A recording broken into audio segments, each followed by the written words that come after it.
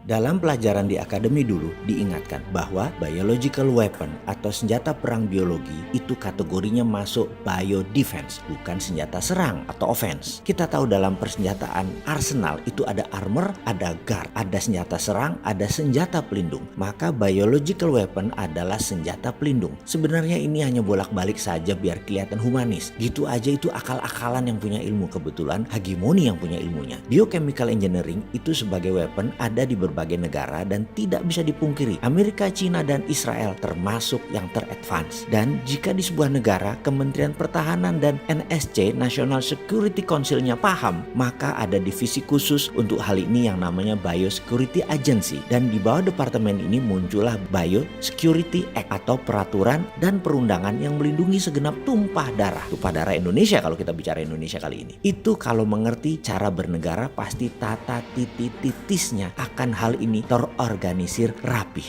BNPB misalnya adalah operatornya, bukan regulatornya. Kemudian dalam hal senjata biologi ini, maka sistem penunjang berikutnya adalah health systemnya. Apa itu health systemnya? Health system itu mencakup 1. Teknologi kedokteran, 2. Tenaga ahli medis, 3. Public health policy plus penanganan wabah dan bencana, 4. Informasional transparansi, kejujuran, keterbukaan data, dan terakhir nomor 5 adalah international corporation. Dalam hal international corporation ada lagi syaratnya, harus bisa multilateral, jangan bilateral. Bilateral cenderung bisa disalahartikan karena bisa merupakan akomodir kepentingan segelintir atau sekelompok kepentingan. Kalau multilateral gak bisa oligarki bermain. Corona COVID-19 ada yang mengatakan tidak lethal atau tidak mematikan. Sampai-sampai pejabat negara juga mengatakan hal itu. Namun ini menimbulkan pertanyaan banyak orang. Tidak mematikan itu jika public health systemnya bagus. Itu data saat ini dari kejadian di banyak negara. Tetapi seperti di Iran dan Italia itu bergelimpangan korban kasualtisnya. Kalau Indonesia 5 hal health systemnya di atas tadi, bagaimana statusnya? Kembali ke COVID-19,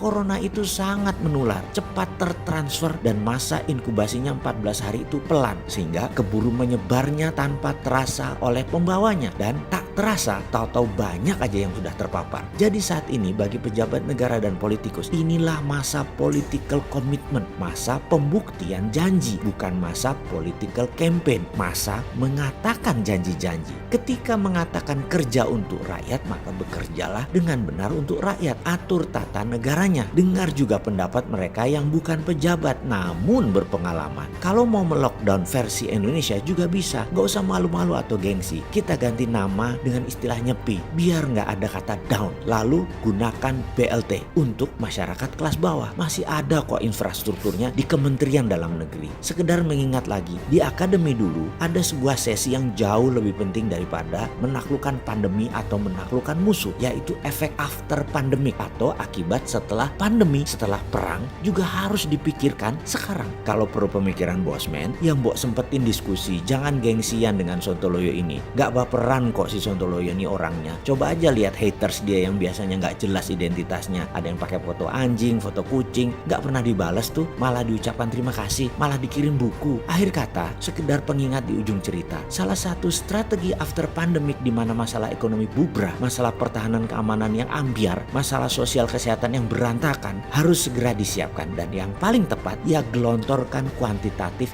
easing pakai MMT, printing money. Si Sontoloyo ini tetap aja keras kepala menganggap idenya printing money adalah solusi.